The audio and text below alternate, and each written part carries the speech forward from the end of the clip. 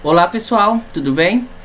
Sou o professor Robson José de Oliveira Júnior, professor do Instituto de Biotecnologia da Universidade Federal de Uberlândia. E estou aqui hoje para mostrar para vocês um pouco das pesquisas que nós realizamos dentro da universidade. Dentro do Instituto de Biotecnologia, eu coordeno a Citogen, que é o laboratório de citogenética do nosso instituto. E dentro desse laboratório, nós fazemos pesquisas buscando por novas terapias antitumorais, por novas moléculas que possam ser utilizadas para tratar o câncer.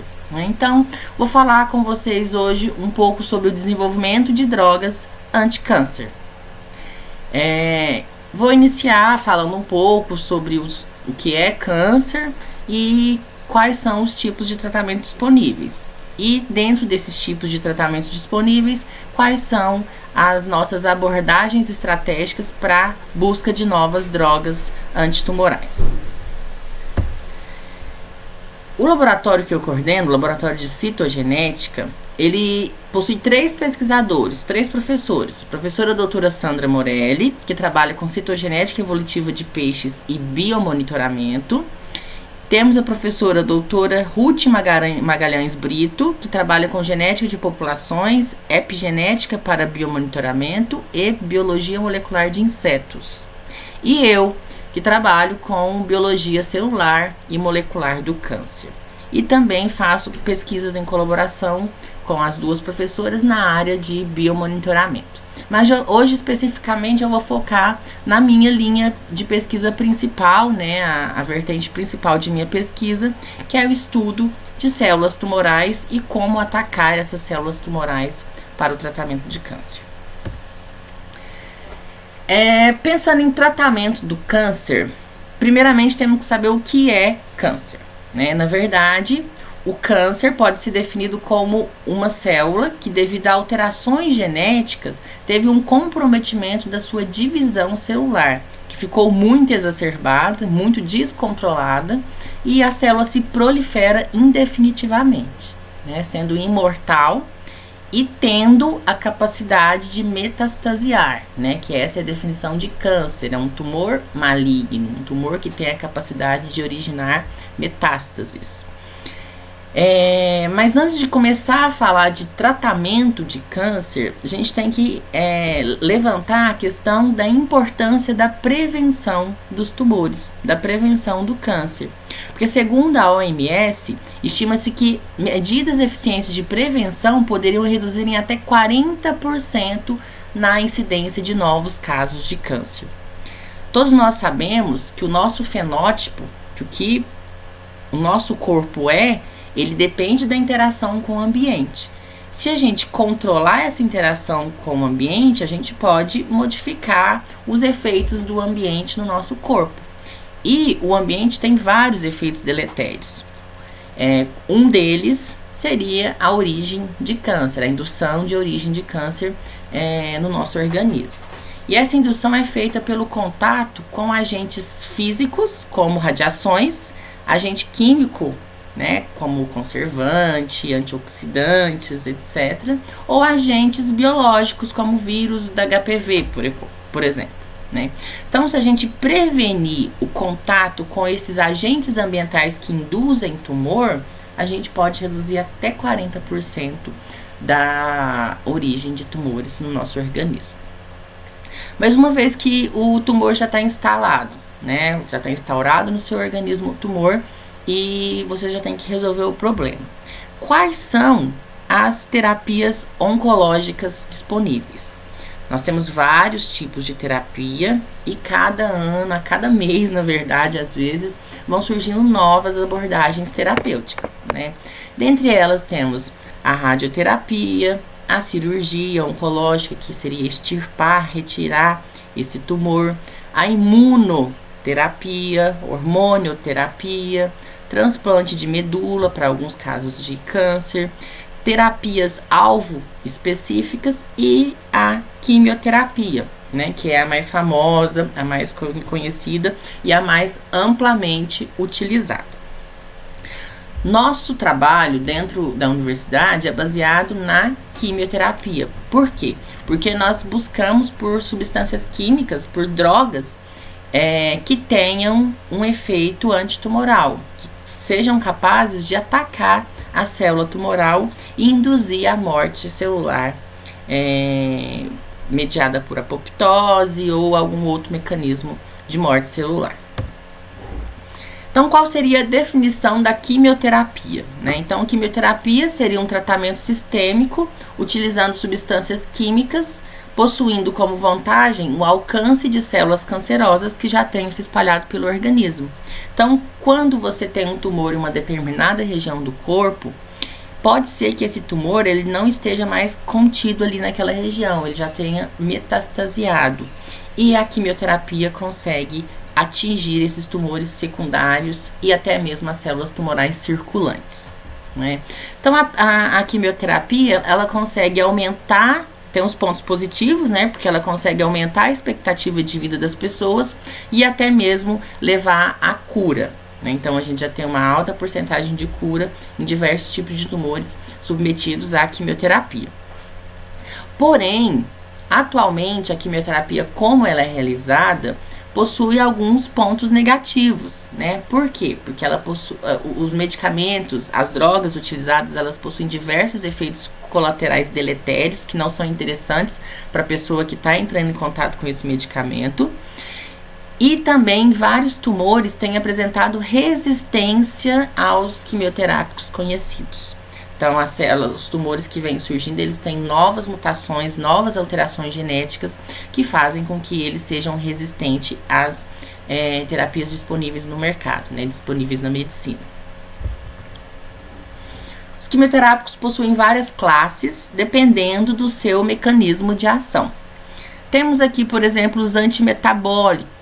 Esses antimetabólicos, eles inibem enzimas essenciais para a síntese de nucleotídeos, por exemplo, ou mimetizam nucleotídeos do DNA ou RNA ou alguma molécula importante para o organismo. Ele vai fazer de conta que é aquela molécula e as células tumorais vão acabar usando aquela molécula como se fosse um nucleotídeo, por exemplo, e o seu DNA vai apresentar problemas quando ele incorporar aquela molécula diferente. Como exemplo de um antimetabólito que ele mimetiza um nucleotídeo, temos aqui a azacitidina. Essa azacitidina, ela, como vocês podem ver aqui a estrutura, ela se parece muito com o nucleotídeo, tá faltando só um grupamento fosfato aqui, Então, ele tem ali um açúcar, uma pentose, tem uma base nitrogenada, mas falta um grupamento fosfato. Então, quando a célula erroneamente incorpora esse mimético de nucleotídeo no DNA da célula tumoral, a célula tumoral acaba morrendo. Outro exemplo de um quimioterápico antimetabólico seria o metotrexato. Esse metotrexato, quando a gente compara a estrutura molecular dele, a gente pode ver que ele se parece muito com o ácido fólico, que é a vitamina B9, que é muito importante para a síntese de DNA, glóbulos vermelhos, sistema nervoso fetal, para a formação do sistema nervoso fetal. A vitamina B9 é extremamente importante para o nosso organismo. Assim como a vitamina B9 também é extremamente importante para as células tumorais. Então, quando a gente introduz vitamina B9 modificada, que esse metotrexato, ele só parece com a vitamina B9, mas não é, essa vitamina não vai funcionar, Então, as células tumorais vão morrer devido à falta da vitamina B9 e a incorporação do metotrexato no lugar, dessa vitamina B9. Então, o que seria essa definição de antimetabólito? Seria uma molécula que mimetiza alguma outra molécula importante para a célula e acaba levando a célula à morte. Temos os antibióticos, Os antibióticos são agentes que causam ligações interfilamentares nas moléculas de DNA, interferindo no seu funcionamento, E também pode interferir no funcionamento de enzimas importantes também na replicação do DNA, como as topoisomerases.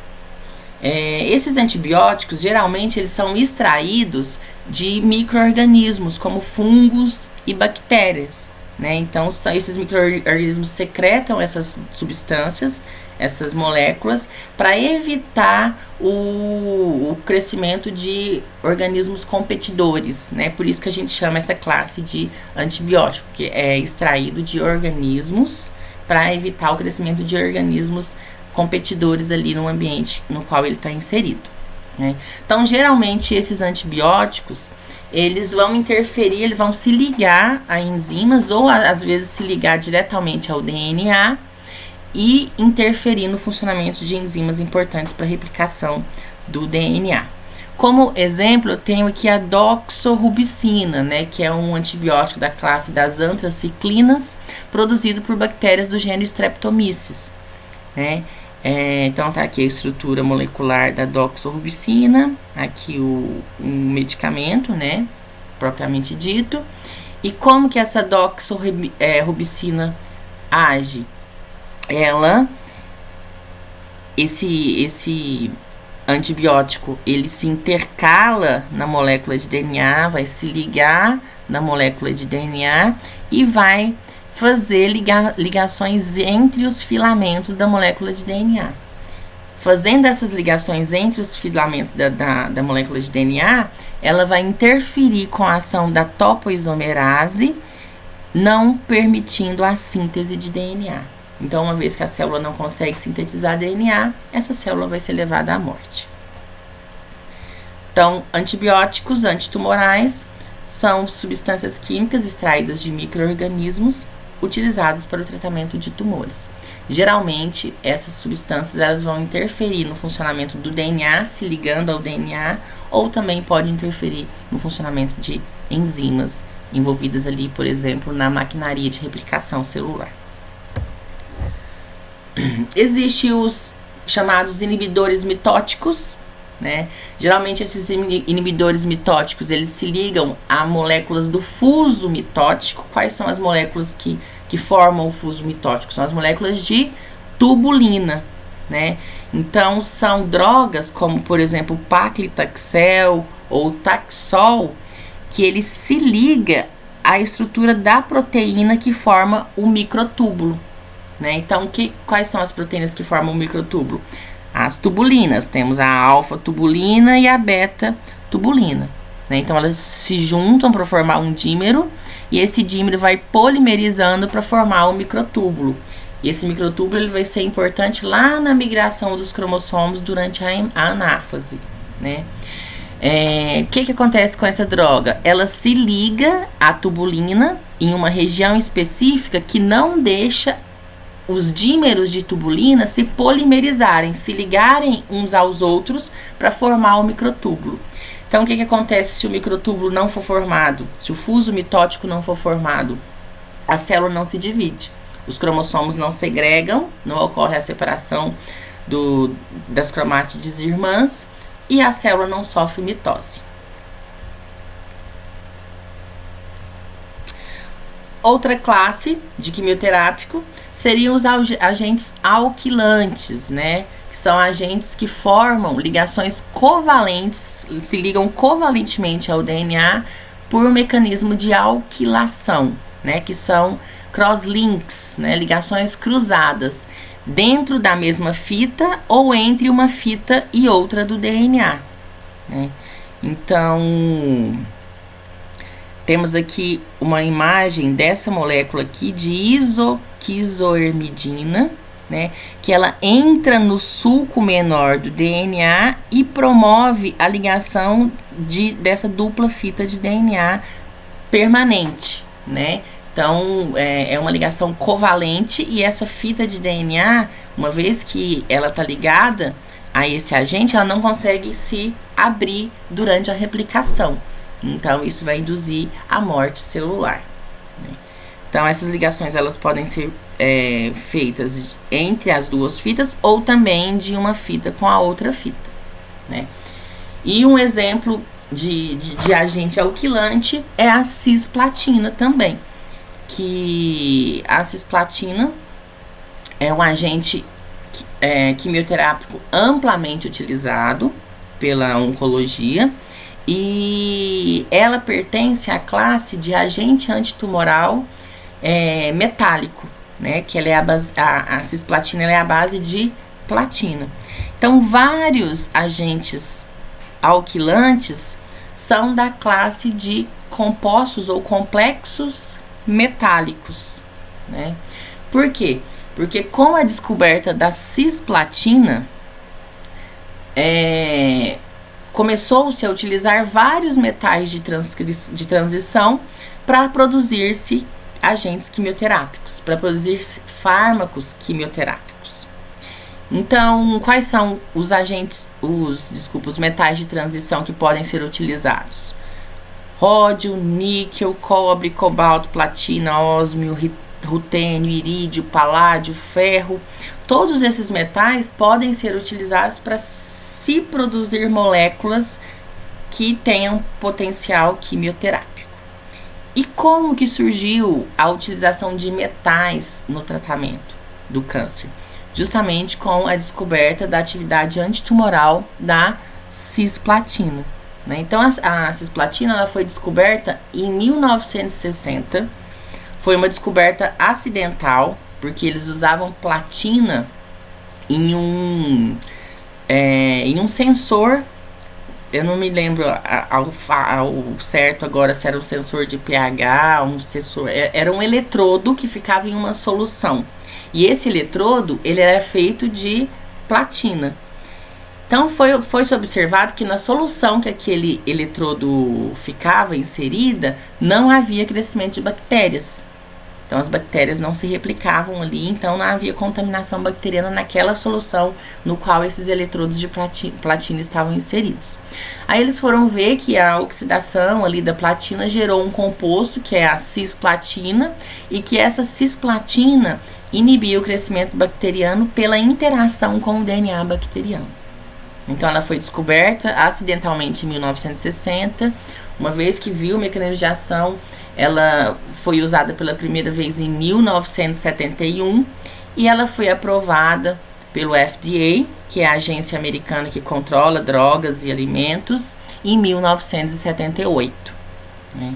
Então, a partir dessa grande descoberta da cisplatina, milhares de complexos metálicos de transição, né, baseados em metais de transição, eles foram sendo produzidos. Como que eles foram sendo produzidos? Usando o metal associado com ligantes específicos que dão características especiais àquela molécula.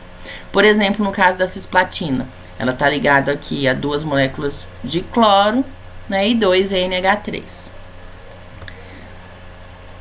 Então, a química, que nós chamamos de química medicinal, usa uma estratégia chamada de bioisosterismo para a produção de novos fármacos. O que seria esse bioisosterismo?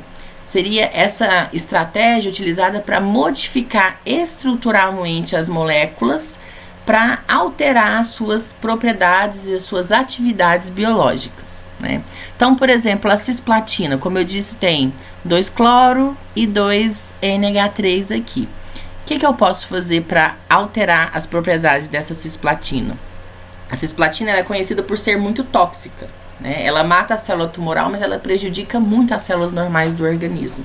Então, na tentativa de reduzir a toxicidade da cisplatina, essas 2 moléculas de cloro, elas foram retiradas, né?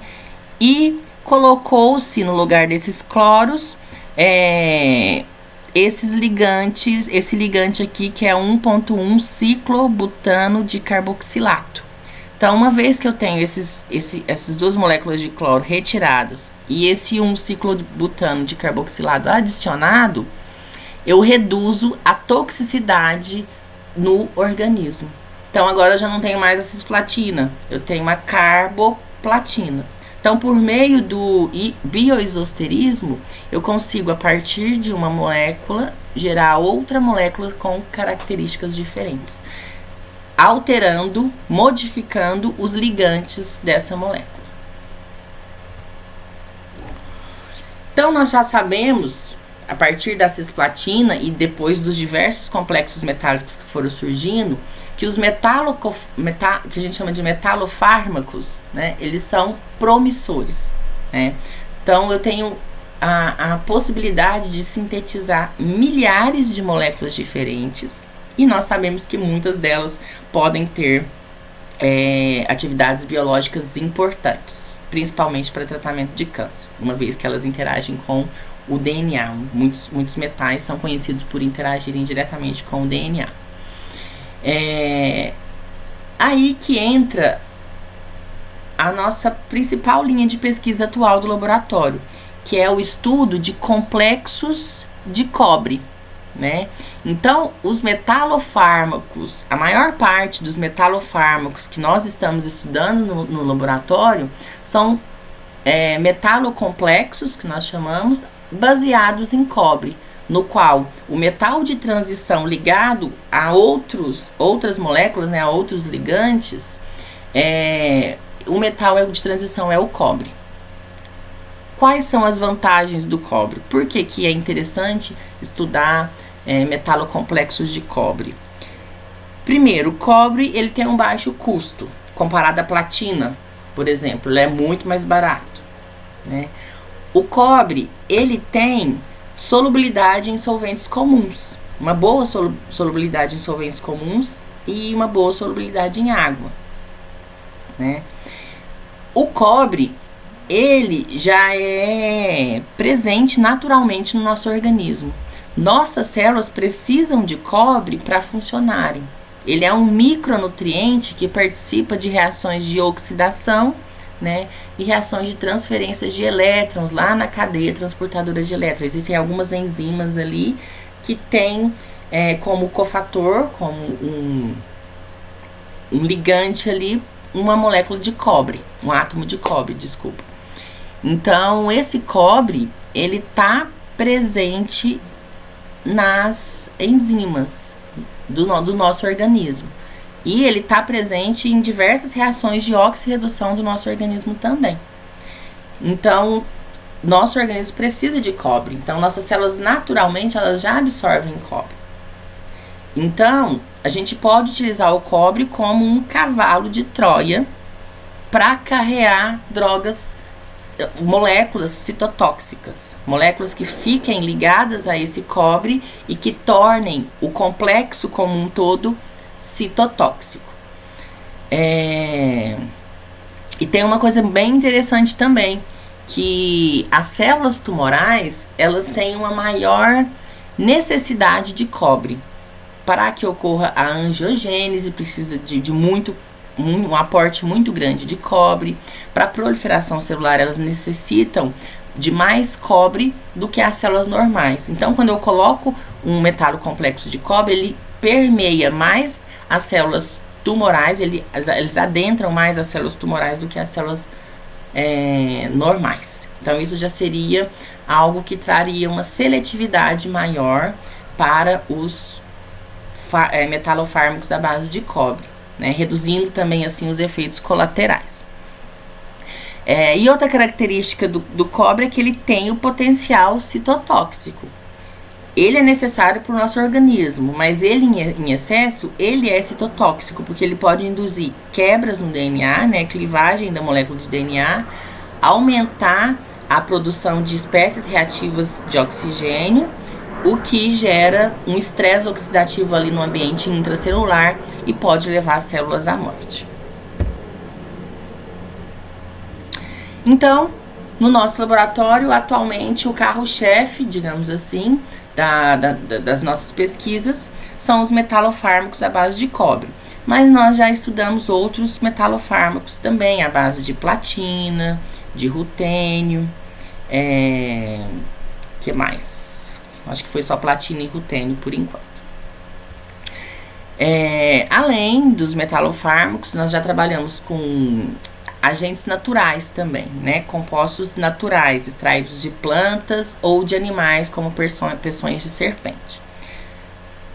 Mas, basicamente, nós temos trabalhado com metalofármacos à base de cobre, né? Com complexos de cobre. Para descobrir se esses complexos de cobre possuem atividades biológicas, nós precisamos de modelos biológicos para entrar em contato com essas moléculas e a gente avaliar a reação desses modelos biológicos frente ao contato com os complexos de cobre, por exemplo, né? Para isso, nós precisamos de experimentos, tanto in vitro quanto in vivo, né? O que seria in vitro? Seria ali no tubo de ensaio, seria fora do organismo, utilizar uma célula, por exemplo, fora do organismo, in vitro, né? No tubo de ensaio. Então, a gente precisa de vários ensaios, de várias técnicas in vitro para validar o funcionamento dos nossos metalocomplexos. Então, nós temos uma parceria com o Instituto de Química da Universidade Federal de Uberlândia e parceria com um professor que sintetiza vários complexos diferentes e nós testamos esses complexos em um modelo biológico, né? Nós começamos os ensaios com modelos in vitro, né? Ou seja, em cultura, em tubo de ensaio dentro do laboratório, né? Então, o que é uma cultura celular? É quando a gente retira a célula de um organismo e mantém essa célula viva em um meio de cultura, em um líquido nutritivo que vai oferecer todos os nutrientes necessários para aquela célula sobreviver e proliferar. Então, nós pegamos células tumorais, células de melanoma, de sarcoma, de carcinoma, né? Então, a gente cultiva essas células vivas fora do organismo humano ou fora do camundongo, né? E testa essas novas drogas em cima dessas células tumorais para ver se as drogas matam as células tumorais. Mas além de testar nas células tumorais, nós também testamos nas células normais. Por quê? Porque o ideal é que essas drogas, elas matem as células tumorais, mas não matem as células normais. Que elas sejam seletivas, que elas escolham apenas as células tumorais, para a gente ter um medicamento com menos efeitos colaterais, né? Como que a gente utiliza essa célula para ver se a substância vai ou não matar essa célula? Utilizando essas células em ensaios de citotoxicidade. Então, a gente cultiva essas células, faz a cultura celular, coloca essas células em plaquinhas, que a gente chama essas placas de 96 poços, né? Cada pocinho desse aqui, para vocês terem noção, pode ter até 2 × 10 a quinta célula, né? Até ali 200 mil células, só nesse pocinho aqui. E cada pocinho desse aqui é um experimento independente. Então, eu coloco 200 mil células aqui, 200 mil células aqui, 200 aqui e assim por diante. E vou lá e coloco a droga em contato com essas células para ver se essas células vão morrer ou não.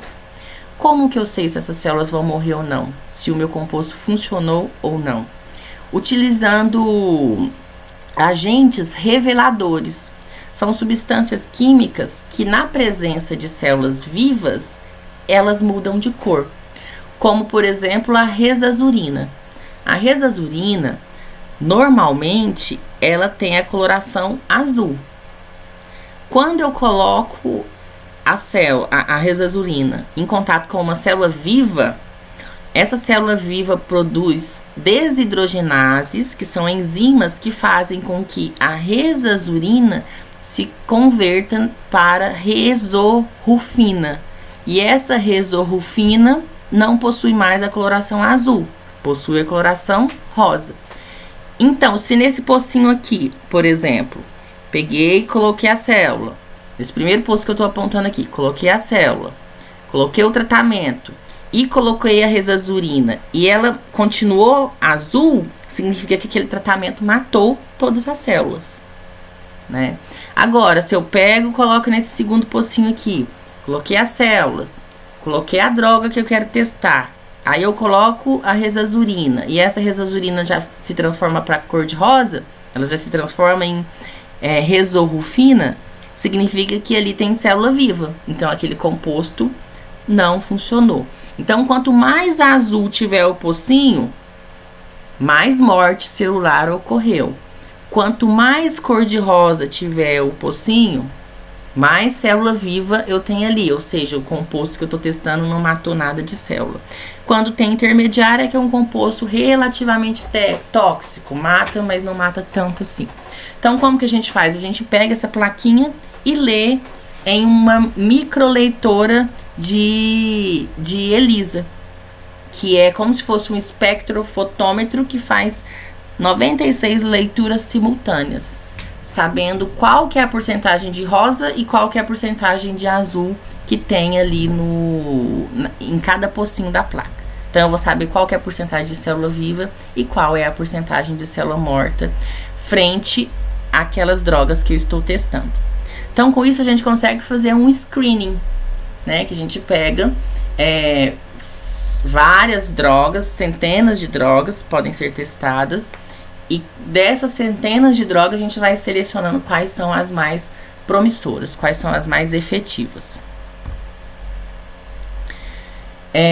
Além da citotoxicidade, para a gente ver se a droga mata ou não mata a célula tumoral, a gente tem que descobrir qual que é o mecanismo de ação daquela droga. Se ela mata, como que ela mata a célula tumoral? Então, nós utilizamos de um equipamento chamado citômetro de fluxo para ver, por exemplo, se a célula sofre apoptose, que é a morte celular programada, né? Então, muitas vezes, quando uma droga lesiona o DNA, a célula percebe que ela não vai conseguir sobreviver, porque aquela lesão foi muito grave, e induz um mecanismo de morte, de suicídio, que a gente chama de apoptose. Então, a gente consegue marcar as células apoptóticas com fluorescência, com esse brilho específico, utilizando um reagente que a gente chama de anexina 5. Né? Então, com esse equipamento, a gente consegue saber quais células estão brilhando aqui com a anexina 5, que está marcada em verde, e quais não estão. As que estão brilhando sofreram apoptose. As que não morreram, né? Elas estão vivas ainda. Então, dá pra gente saber se aquela droga induz ou não induz apoptose. Se aquela droga induz ou não induz ROS, por exemplo, produção de ROS, que são espécies reativas de oxigênio, né, que geram um estresse oxidativo, como se fosse um aumento da concentração de radicais livres dentro da célula. E esse aumento de radicais livres pode lesionar proteínas, lipídios, DNA intracelular, levando a célula à morte. Então, a gente consegue marcar espécies reativas de oxigênio com essa coloração verde também. Então, por exemplo, essa droga aqui não induziria nada de ROS em A, enquanto em C seria extremamente indutora de ROS, o que pode levar à morte celular, né, de espécies reativas de oxigênio. Nós fazemos testes de genotoxicidade também, para saber se aquela droga que a gente está testando, ela induz lesões ao DNA, né? Os testes de genotoxicidade que utilizamos são os testes de micronúcleo in vitro. Esses testes de micronúcleo, eles detectam quebras de cromossomos inteiros, quebra de pedaços cromossomos ou perda de cromossomos inteiro, induzindo assim a formação de um micronúcleo, né? Então, essa célula aqui estava dividindo, então ela vai ter 2 núcleos. Se a droga tiver induzido uma quebra no DNA, esse DNA vai ser perdido, formando esse núcleo bem pequenininho. Então, a gente consegue contabilizar a presença desses micronúcleos frente a um tratamento com a nossa droga teste, para saber se essa droga é mutagênica, né, genotóxica. Né? Temos o ensaio do cometa, onde a gente pega um núcleo normal, que seria com esse formato, trata com a droga e depois submete esse núcleo dentro de uma lâmina de microscópio a uma corrente elétrica, que é uma técnica que a gente chama de eletroforese, né? Então, esse núcleo ele entrou em contato com a droga. Se ele ficar redondinho, normal, dessa forma, aquela droga não quebrou o DNA. Agora, se esse DNA foi empurrado pela corrente elétrica e produzir esse arraste de vários pedacinhos de DNA, significa que aquela droga foi capaz de quebrar o DNA, produzindo a cauda desse cometa, né? Por isso que o ensaio se chama cometa, porque fica parecendo um cometa. Então aqui seria um núcleo normal e aqui seriam cometas, né? O que seriam esses cometas? Seriam núcleos que tiveram uma lesão no DNA. E quando submetidos a uma corrente elétrica, esse DNA quebrado, ele forma esse arraste de DNA, que é essa cauda do cometa. Existem vários outros ensaios in vitro que nós realizamos e que são necessários para se definir o mecanismo de ação de célula de agentes antitumorais, né? Mas não dá tempo de falar de todos, né? Além dos ensaios in vitro, temos também os ensaios in vivo, né, que utiliza animais, camundongos, por exemplo, para testar a ação daquelas drogas, né? Então, geralmente, a gente só entra no ensaio in vivo quando a droga foi funcional in vitro, né? Um dos ensaios iniciais que fazemos é o teste de toxicidade aguda in vivo. Então, a gente dá uma dose para o camundongo daquela droga que nós estamos testando e vamos ver quais são os efeitos daquela droga no organismo do animal, né? Geralmente os camundongos eles são bem ativos, se movimentam bastante na gaiola. Se a droga for tóxica, isso altera os padrões comportamentais dos animais. Então eles podem ficar mais prostrados, podem ter inchaço na região abdominal, pode ter cólica ou podem mesmo chegar a óbito, né? Então a gente testa qual que vai ser a reação dos animais, do organismo como um todo em contato com essa droga que funcionou para matar a célula tumoral, por exemplo. Pronto, aí a gente tem que selecionar uma droga que não seja tóxica, extremamente tóxica para o camundongo, ou selecionar uma dose lá com o teste de toxicidade aguda, uma dose dessa droga que não leve à morte do animal, mas que leve apenas à morte da célula tumoral, né? Mas aí como que eu vou saber se no animal realmente vai matar a célula tumoral? Induzindo o tumor no animal, nos camundongos. Então a gente pega as células em cultura, faz um transplante, inocula essa célula em cultura no animal e induz um tumor, né? Então tá aqui os tumores induzidos no animal. E depois trata esse animal com a droga teste para ver se esse tumor ele vai reduzir ou não, vai diminuir ou não o seu volume, né? Então aqui tá mostrando um gráfico com um grupo controle, no qual o tumor no tempo zero foi aumentando de tamanho progressivamente, e um grupo tratado, que o tumor ele não aumenta de tamanho tão rapidamente assim. Significa que aquela droga está funcionando, que ela está inibindo o crescimento das células tumorais, né? Então pode ver que aqui o camundongo controle está com um tumor grandão, enquanto o camundongo tratado com essa droga aqui, trastuzumab, está com um tumor bem reduzido frente ao grupo controle.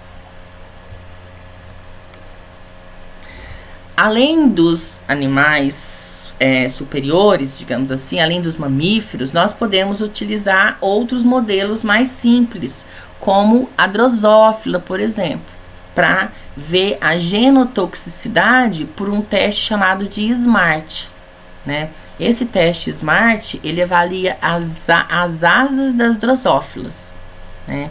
Então, essas drosófilas, elas são colocadas, as larvas, na verdade, dessas drosófilas, são colocadas em contato com a droga teste para se alimentar dessa droga, junto com o seu alimento normal, que geralmente a gente coloca purê de batata.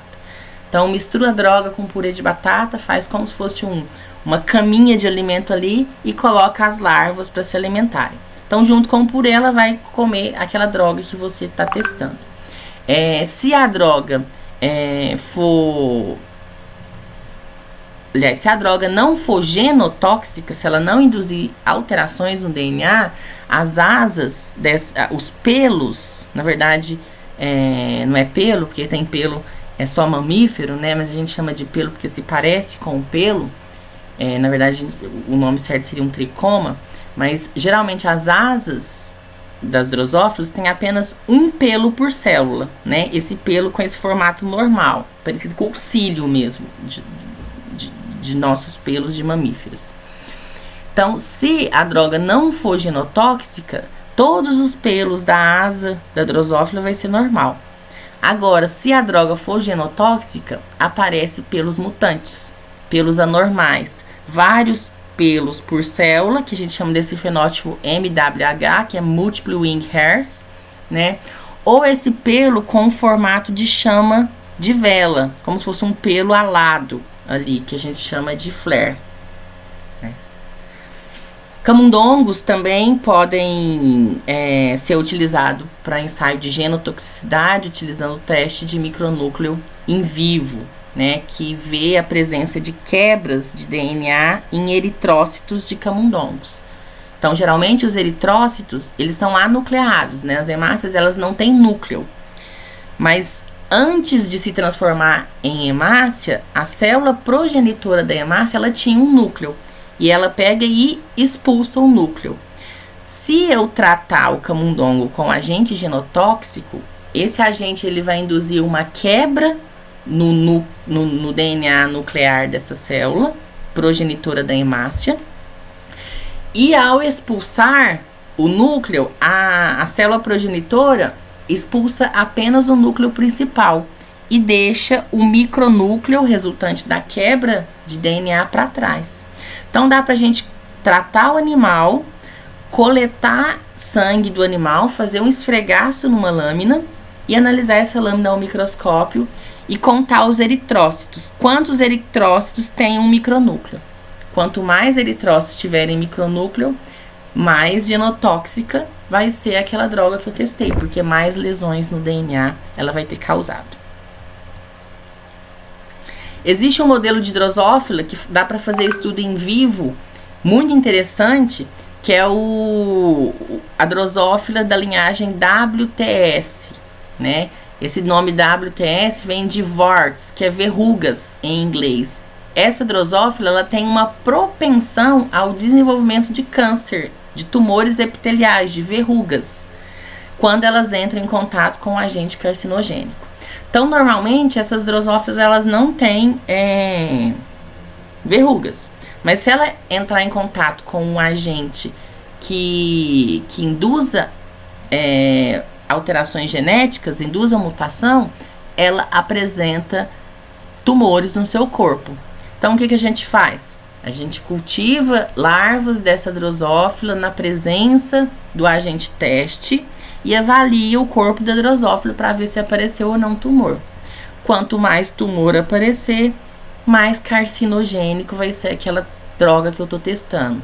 Ou seja, aquela droga, ela induz mutação gerando câncer, né? Então, eu quero saber se um alimento que eu estou consumindo é carcinogênico, eu posso utilizar esse teste aqui para ver se aquele alimento não vai induzir câncer.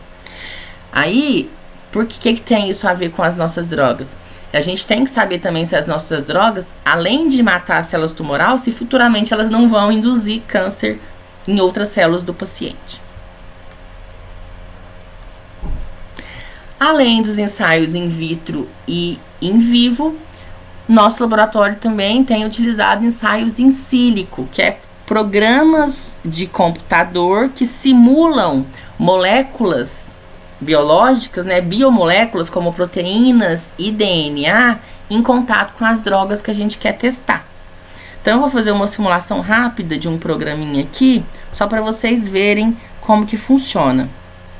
Então, aqui, por exemplo, eu tenho uma molécula de DNA, como vocês podem perceber.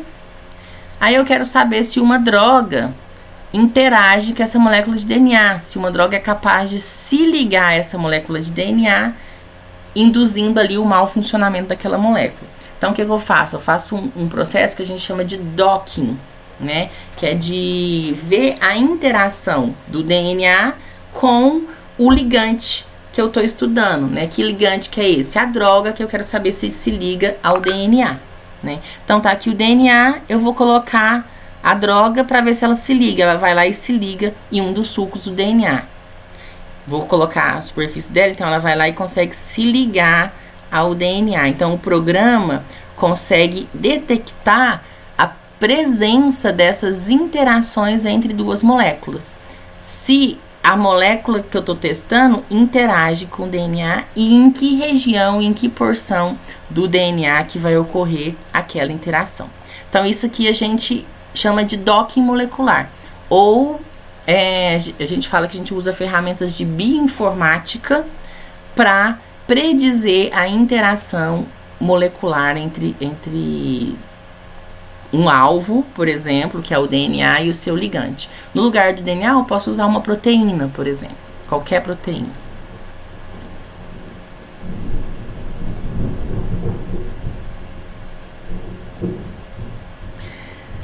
Bom, então eu tentei falar o mais rápido possível, que o tempo é pouco, né? Temos diversas publicações oriundas do nosso laboratório, diversas produções científicas em revistas internacionais com alto fator de impacto, que caso vocês se interessem a ler, fica o convite, é só vocês jogarem meu nome, né, pesquisarem pelo meu nome, Robson José de Oliveira Júnior, no Lattes, e no currículo Lattes vocês conseguem clicar no link das produções científicas e ler esses artigos. Atualmente eu oriento tanto alunos de doutorado e mestrado quanto alunos de iniciação científica, né? A gente está com uma equipe em crescimento, né? Nós temos atualmente um doutorando, que é o Pedro, que está fazendo doutorado em genética e bioquímica, mas eu já abri vaga para mais 4 doutorandos entrarem no laboratório. E nós estamos com 5 mestrandos, que é a Maria Henriqueta, Clara Maria, o Ricardo Campos, Deise Carla e Matheus Fernandes. E também oriento alunos de iniciação científica. Já tive mais alunos, mas com a pandemia a gente não renovou os PIBICs, né, as bolsas de iniciação científica. Mas atualmente eu estou com 2 alunos, que é o Tiago Rodrigues e a Ana Júlia Tavares, ambos da biotecnologia. Mas eu oriento alunos da enfermagem, da biologia, já orientei, né? Mas atualmente eu estou só com esses 2 alunos da biotecnologia. E nosso laboratório está sempre de portas abertas para vocês conhecerem e verem se se interessam por nossa linha de pesquisa. Gostaria de agradecer à comissão pelo convite. Muito obrigado pela oportunidade de apresentar o laboratório, apresentar a nossa linha de pesquisa. Caso alguém se interesse, tenha alguma dúvida, algum comentário, fica aqui meu e-mail, oliveirajunior@ufo.br, e a gente pode se comunicar por ele e solucionar dúvidas que vocês tiverem, ou marcar, nem que seja um cafezinho para vocês conhecerem o laboratório. Então, muito obrigados a todos e desejo bom evento e, novamente, parabéns pela comissão, pelo evento, né? Parabéns para a comissão organizadora e muito obrigado pelo convite.